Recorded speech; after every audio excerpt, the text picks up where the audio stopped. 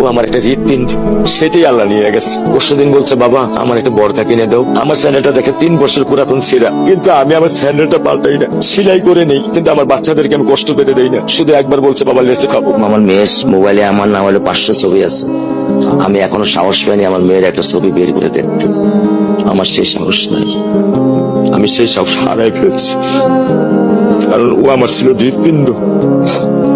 ওর জীবনে এমন কোন চাওয়া নাই যেটা আমি পূরণ করি নাই। পরশুদিন বলছে, বাবা আমার একটা বর্কা কিনে দাও। আমার চাচতো ভাই বললো, ভাই ইসলামপুর থেকে 300-400 টাকা পাওয়া যায়।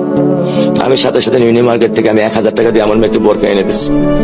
আমি দরিদ্র, ভাঙা বাসায় থাকি, কিন্তু আমার গরিব সন্তানদেরকে আমি কখনোই দারিদ্রতা স্বাদ পেতে দেইনি।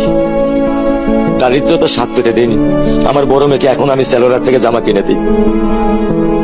আমার স্যান্ডেলটা দেখে 3 বছর পুরাতন ছিঁড়া, কিন্তু আমি আমার স্যান্ডেলটা পাল্টাই না, সেলাই করে নেই, কিন্তু আমার বাচ্চাদেরকে আমি কষ্ট পেতে দেই না।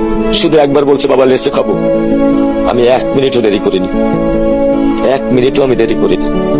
ও আমার একটা হৃৎপিণ্ড, সেটাই আল্লাহ নিয়ে গেছে। আলহামদুলিল্লাহ, শুকরিয়া, আল্লাহ দিছে, আল্লাহ নিয়ে গেছে। আমার কোনো কষ্ট নেই। আমি তো চাইলে পারতাম না, অনেক দম্পতি আছে যাদের সন্তান নেই। আল্লাহ দিছে, আল্লাহ নিয়ে গেছে। আমি আলহামদুলিল্লাহ করি আল্লাহ গেছে। আমার কোনো কষ্ট নেই, আমার কোনো কষ্ট নেই।